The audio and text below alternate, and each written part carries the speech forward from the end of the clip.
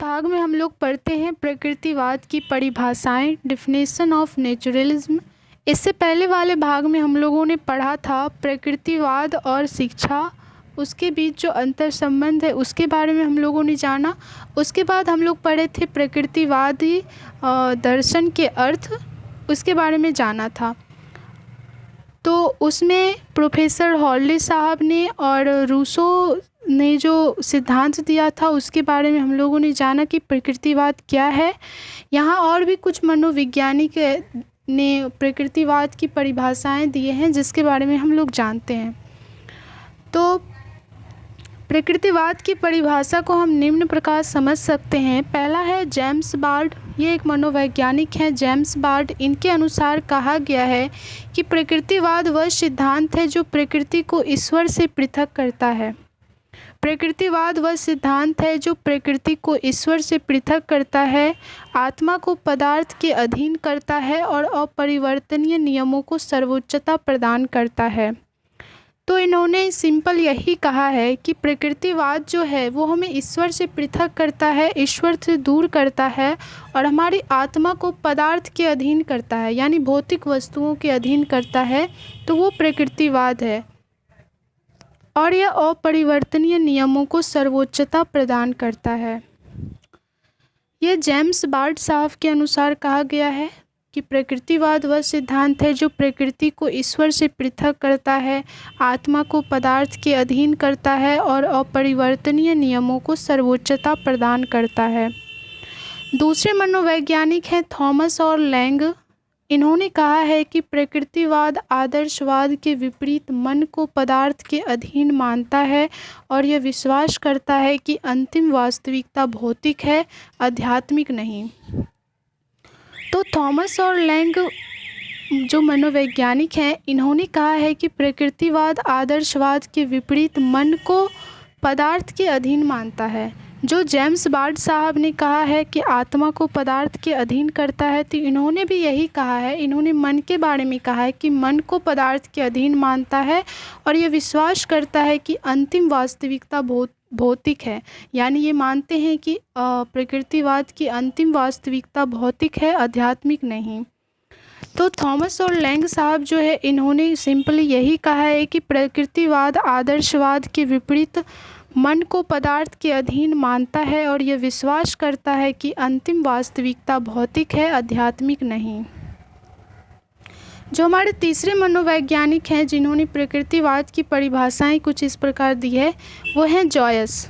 Joyce जो हैं मनोवैज्ञानिक, इन्होंने कहा है कि प्रकृतिवाद एक ऐसा दार्शनिक तंत्र है जिसमें प्रभुत्व विशेषता के रूप में आध्यात्मिक,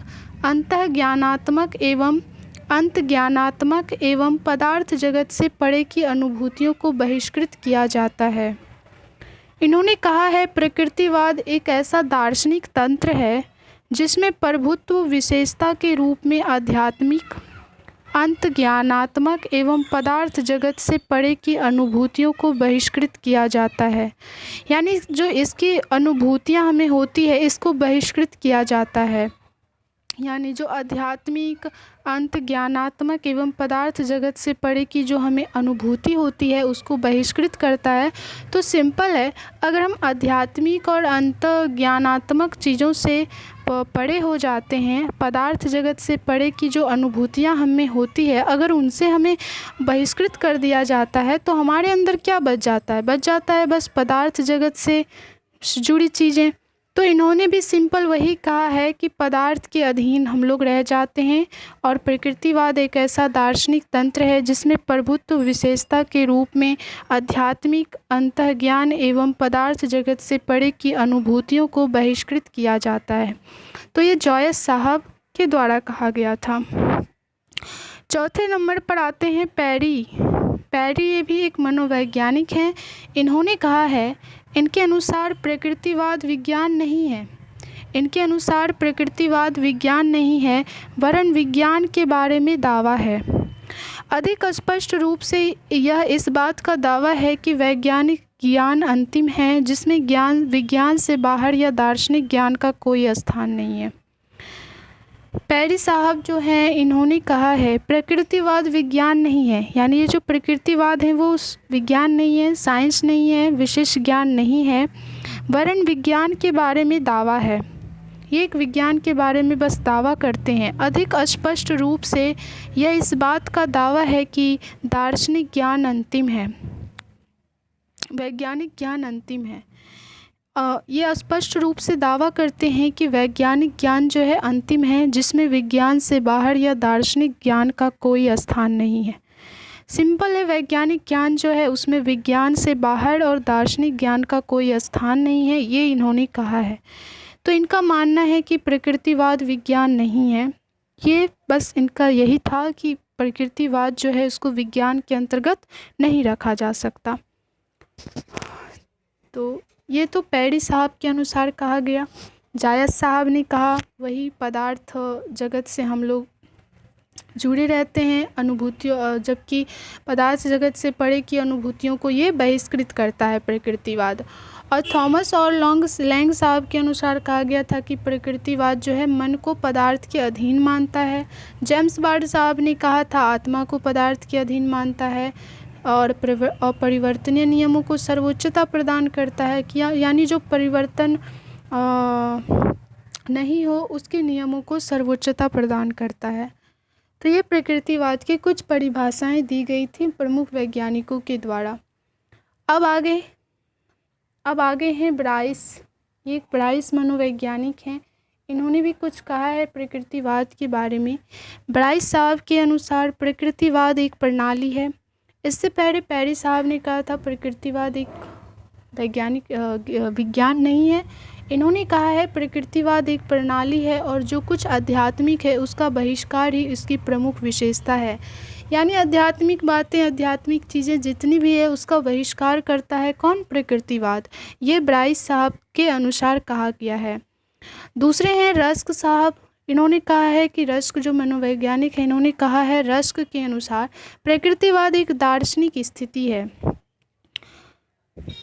प्रकृतिवाद एक दार्शनिक स्थिति है जिसे वे लोग अपनाते हैं जो दर्शन की व्याख्या वैज्ञानिक दृष्टि से करते हैं। तो इन्होंने हूबहू कहा है कि वैज्ञानिक दृष्टिकोण से जो दर्शन की व्याख्या करते हैं वो लोग प्रकृतिवादी हैं। यानी प्रकृतिवाद एक दार्शनिक स्थिति है जिसे वे लोग अपनाते हैं जो दर्शन की व्याख्या वैज्ञानिक दृष्टिकोण से करते हैं। तो जहाँ दर्शन की व्याख्या वैज्ञानिक दृष्टिकोण से की जाती है वही प्रकृतिवाद है। तो हम लोगों ने पढ़ा प्रकृतिवाद की प्रमुख परिभाषाएं जो इन 6 वैज्ञानिकों की मनोवैज्ञानिकों के द्वारा दी गई थी। सबसे पहले हमारे जेम्स वार्ड साहब ने दिया है, उसके बाद थॉमस और लैंग साहब ने दिया है, उसके बाद जायस, इन्होंने जो कहा कि प्रकृतिवाद पदार्थ जगत से परे की अनुभूतियों को बहिष्कृत करता है, और दूसरा है पेरी, इन्होंने भी कुछ कहा है कि विज्ञान नहीं है, हमारे जो प्रकृतिवाद है वो विज्ञान की चीज़ें नहीं मानते हैं। ब्राइस साहब ने भी कहा है कि प्रकृतिवाद एक प्रणाली है जो कुछ आध्यात्मिक है उसका बहिष्कार करता है इसमें।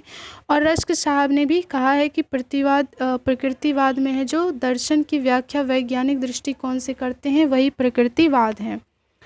अब हम लोग पढ़ते हैं प्रकृतिवाद के दार्शनिक स्वरूप। प्रकृतिवाद के दार्शनिक स्वरूप क्या हैं? Philosophy form of naturalism. तो दार्शनिक सिद्धांत की दृष्टि से प्रकृतिवाद के निम्नलिखित 3 रूप माने जाते हैं। प्रकृतिवाद के दार्शनिक स्वरूप के अंतर्गत इसके 3 सिद्धांत है। प्रकृतिवाद के 3 रूप माने जाते हैं दार्शनिक सिद्धांत के अंतर्गत। तो पहला रूप है भौतिक जगतिया का प्रकृतिवाद, भौतिक जगत का प्रकृतिवाद, नेचुरलिज्म ऑफ फिजिकल वर्ल्ड्स। दूसरा है यांत्रिक प्रकृतिवाद और तीसरा है जैविकीय प्रकृतिवाद। तो प्रकृतिवाद के दार्शनिक स्वरूप के अंतर्गत इसे 3 रूप में बांटा गया है: भौतिक जगत का प्रकृतिवाद, यांत्रिक प्रकृतिवाद और जैविकीय प्रकृतिवाद। बायोलॉजिकल नेचुरलिज्म, मैकेनिकल नेचुरलिज्म और naturalism of physical worlds, physical, mechanical और बायोलॉजिकल। तो ये 3 रूपों में इसके स्वरूप को बताया गया है। तो हम लोग पहला देखते हैं भौतिक जगत का प्रकृतिवाद, नेचुरलिज्म ऑफ फिजिकल वर्ल्ड्स, इसके अंतर्गत क्या कहा गया है?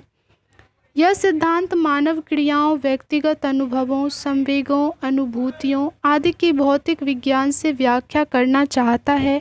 यह भौतिक विज्ञान के द्वारा समस्त जगत की व्याख्या करना चाहता है। इसका शिक्षा के क्षेत्र पर विशेष प्रभाव नहीं है। इसने विज्ञान को ज्ञान में सबसे ऊंचे आसन पर बैठा दिया है। विज्ञान न केवल एकमात्र ज्ञान है, बल्कि उसके अलावा कोई ज्ञान संभव नहीं है। इस प्रकार भाववाद के इस रूप को, इस सिद्धांत में दार्शनिक ज्ञान को भी व्यर्थ माना जाता है। इस प्रकार भाववाद के रूप में इस सिद्धांत में दार्शनिक ज्ञान को भी व्यर्थ माना जाता है। तो भौतिक जगत का प्रकृतिवाद जो है, इसमें यह कहा गया है कि यह सिद्धांत मानव क्रियाओं, व्यक्तिगत अनुभवों, जो अपने खुद का अनुभव होता है, संवेग होता है, अनुभूति होता है, कि भौतिक विज्ञान से व्याख्या करना चाहता है। यानी इसका भौतिक विज्ञान के अंतर्गत व्याख्या किया जाता है। यह भौतिक विज्ञान के द्वारा समस्त जगत की व्याख्या करना चाहता है। इसका शिक्षा के क्षेत्र पर विशेष प्रभाव नहीं है। इससे विज्ञान को ज्ञान में सबसे ऊंचे आसन पर बैठा दिया है। विज्ञान न केवल एकमात्र ज्ञान है, बल्कि इसके अलावा कोई ज्ञान संभव नहीं है। इस प्रकार भाववाद के रूप में इस सिद्धांत में दार्शनिक ज्ञान को भी व्यर्थ माना जाता है। इसीलिए जो है दार्शनिक ज्ञान को इसमें व्यर्थ माना जाता है, क्योंकि यहाँ भाववाद को प्रधानता दी गई है, व्यक्तिगत अनुभवों, संवेगों, अनुभूतियों को ही प्रधानता दी गई है। तो इसका जो है भौतिक विज्ञान से, यानी भौतिक विज्ञान के द्वारा समस्त जगत की व्याख्या करना चाहता है। तो ये भौतिक जगत का प्रकृतिवाद था, जिसमें भौतिक विज्ञान के द्वारा समस्त जगत की व्याख्या करना संभव होता है। अब दूसरा है यांत्रिक प्रकृतिवाद, मैकेनिकल नेचुरलिज्म। इस सिद्धांत के अनुसार समस्त जगत एक यंत्र के समान कार्य कर रहा है। सिंपल है, जो भौतिकवाद से इसका परिभाषा दिया गया, तो उसमें भौतिक विज्ञान से के स्वरूप से इसको देखा गया, और यांत्रिक में तो मैकेनिकल है, तो इसको यंत्र के द्वारा देखा जाएगा। इस सिद्धांत के अनुसार समस्त जगत एक यंत्र के समान कार्य कर रहा है, और वह यंत्र जड़ तत्व का बना है, जिसमें स्वयं उसको चलाने की शक्ति है। इस प्रकार प्रकृतिवाद का यह रूप जड़वाद है। जड़वाद के अनुसार जड़ तत्व ही सब कुछ है, और जो कुछ है वह जड़ है। व्यक्ति एक सक्रिय यंत्र से अधिक कुछ नहीं है। यानी इसमें व्यक्ति को एक यंत्र के स्वरूप कहा गया है, क्योंकि ये यांत्रिक प्रकृतिवाद है। व्यक्ति एक सक्रिय यंत्र से अधिक कुछ नहीं है, यानी एक्टिव यंत्र है, एक्टिव मशीन है।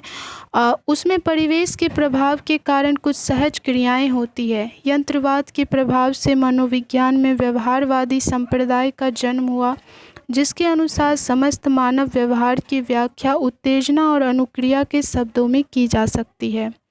व्यवहारवादी जड़ तत्व से अलग चेतना का कोई अस्तित्व नहीं मानते, और चिंतन, कल्पना, स्मृति आदि सभी मानसिक प्रक्रियाओं की व्याख्या शारीरिक शब्दों के द्वारा करते हैं। यानी हमारे जो शारीरिक हलचल होते हैं, उसके द्वारा इसका व्याख्या किया जाता है। और चिंतन, कल्पना, स्मृति आदि सभी मानसिक क्रियाओं की व्याख्या शारीरिक शब्दों के द्वारा करते हैं।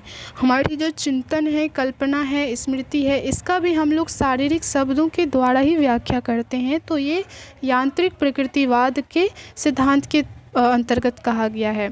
इनके अनुसार मनुष्य और पशु की क्रियाओं में कोई अंतर नहीं है। इन दोनों की ही व्याख्या उत्तेजना, अनुक्रिया के शब्दों में की जा सकती है। इस प्रकार व्यवहारवाद समस्त मानव व्यवहार की यांत्रिक प्रक्रिया के रूप में व्याख्या करता है। प्रकृतिवाद के इस रूप ने शिक्षा के क्षेत्र में व्यापक प्रभाव डाला है। तो यांत्रिक प्रकृतिवाद जो है, ये यांत्रिक प्रक्रिया के रूप में व्याख्या करता है। मानव की जो समस्त व्यवहार है, उसकी यांत्रिक प्रक्रिया के रूप में व्याख्या करता है। प्रकृतिवाद के इस रूप ने शिक्षा के क्षेत्र में व्यापक प्रभाव डाला है। यानी हमारी जो शारीरिक हलचल होती है, शारीरिक शब्दों के द्वारा हमारी जो मानसिक क्रियाएं होती है, उसका शारीरिक शब्दों के द्वारा ही ये व्याख्या करते हैं। यानी ये एक तरीके से मानव व्यवहार की व्याख्या उत्तेजना और अनुक्रिया के शब्दों में ही करते हैं, और ये व्यक्ति एक सक्रिय यंत्र से अधिक कुछ नहीं है, ऐसा मानते हैं। तीसरा है जैविकीय प्रकृतिवाद, बायोलॉजिकल नेचुरलिज्म। प्रकृतिवाद के इस रूप ने शिक्षा के क्षेत्र में सबसे अधिक प्रभाव डाला है। इसी ने प्राकृतिक मानव का सिद्धांत उपस्थित किया। विकासवाद पशु और मानव विकास को एक ही क्रम में मानता है। वह मनुष्य की आध्यात्मिक प्रकृति को नहीं मानता और उसकी प्रकृति को मानव पूर्वजों से मिला हुआ मानता है। इसलिए मनुष्य और पशु स्वभाव में बहुत कुछ समानता है। जैविकीय प्रकृतिवाद के अनुसार जगत में समस्त प्रक्रियाओं और समस्त प्रकृति की व्याख्या भौतिक अथवा यांत्रिक क्रियाओं के रूप में नहीं की जा सकती, क्योंकि जीव जगत में विकास मुख्य घटना है। सभी प्राणियों में जीवन की प्रेरणा होती है और इसलिए जीवन का निम्न से उच्च स्तरों का विकास होता है। विकास के समस्त लक्षण मानव व्यक्ति के जीवन में देखे जा सकते हैं। वह क्या रूप लेगा और किस प्रकार वृद्धि करेगा, यह सब विकास के सिद्धांतों से निश्चित होता है।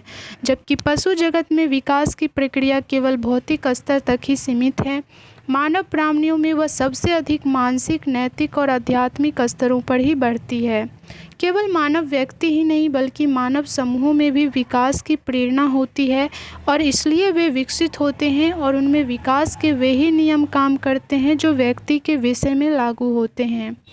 चार्ल्स डार्विन ने विकास की प्रक्रिया में अस्तित्व के लिए संघर्ष, स्ट्रगल फॉर एग्जिस्टेंस और उपयुक्तता की विजय, सर्वाइवल ऑफ द फिटेस्ट के सिद्धांतों को महत्वपूर्ण माना है। तो चार्ल्स डार्विन एक मनोवैज्ञानिक हैं। इन्होंने ऐसा कहा है कि विकास की प्रक्रिया में अस्तित्व के लिए संघर्ष ही, स्ट्रगल फॉर एग्जिस्टेंस ही, उपयुक्तता की विजय, सर्वाइवल ऑफ फिटेस्ट के सिद्धांतों को महत्वपूर्ण माना है। इसके अनुसार आत्म संरक्षण, सेल्फ प्रिजर्वेशन ही प्राकृतिक जगत में सबसे बड़ा नियम है। तो सिंपल है, इन्होंने जीव जगत में विकास ही मुख्य घटना है ऐसा माना है। तो इन्होंने जीव और जीवों की जो प्रकृति है उसके बारे में कहा है। तो इन्होंने कहा है कि मनुष्य और पशु स्वभाव में बहुत कुछ समानता है और सभी की विकास प्रक्रियाएं एक समान होती है। तो पशु और मानव विकास को एक ही क्रम में मानते हैं। तो ये जैविकीय प्रकृतिवाद था जिसके अनुसार ऐसा कहा गया। तो हम लोगों ने पढ़ा जैविकीय प्रकृतिवाद के अनुसार इन्होंने जीव के विकास के बारे में ही प्रमुख जोर दिया है मुख्य। और यांत्रिक प्रकृतिवाद जो है, इन्होंने मनुष्य को एक जड़वाद और यंत्र के समान माना है। और भौतिक जगत में जो है इन्होंने कहा है कि हम जो है शारीरिक ढांचा के इन्होंने कहा है कि हमारी जो व्यक्तिगत अनुभव और संवेग अनुभूति है उसको भौतिक विज्ञान से ही व्याख्या करना चाहता है, यानी जो हमारे पदार्थ विज्ञान है उसके द्वारा हम इसका व्याख्या कर सकते हैं। तो ये यांत्रिक प्रकृतिवाद, भौतिक प्रकृतिवाद और हम लोगों ने पढ़ा अभी जैविकीय प्रकृतिवाद।